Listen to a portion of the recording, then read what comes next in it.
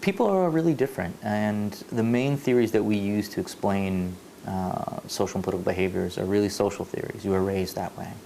But anyone who's ever had kids or known kids or know yourself or any of your friends, even though you may grow up in the same background, go to the same school, same SES, we're all actually quite different. We perceive things differently, feel things differently, take in information differently, and actually choose experiences differently in what we do.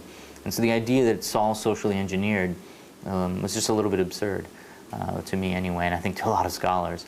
And so it pushed me to start looking outside of the boundaries that we're usually constrained in, as education, income, social background. And there's a lot more to that.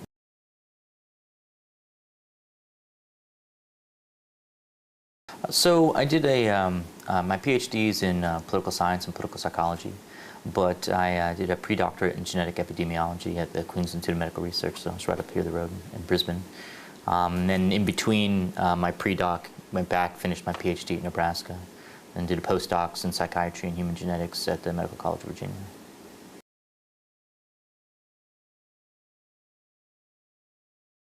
Here I'm working on a book project. So we've collected a great deal of data on genetics, hormones, brain imaging, on political and social behaviors, political cognition, affiliation, vote choice, that type of thing, and putting that all together into a monograph and trying to finish the book project while I'm here. We're focusing on just kind of the main themes of human behavior. So approach and avoid. How do you know it? Your personality, in-groups and out-groups, affection, emotion, kind of focusing around these large themes of what it is to be human, and then in those themes kind of wrapping up the biological mechanisms behind them, so that when the first time when you hear a loud noise and you jump, what's the mechanism behind that? How does your sensitivity to threat then come off in the way you choose your political attitudes, things on like immigration or defense issues. So we're trying to tie in these basic kind of fundamental human processes to our political attitudes of the day.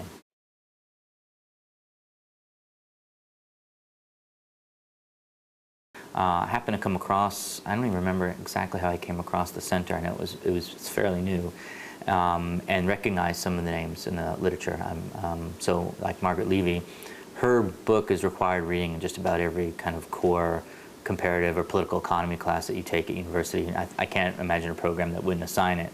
And so it's some of these kind of names that are here at the center were actually stood out, and that made me then look at the website and look at the center. And then I saw the fellowship program and thought, well, it's a terrific opportunity to come out here.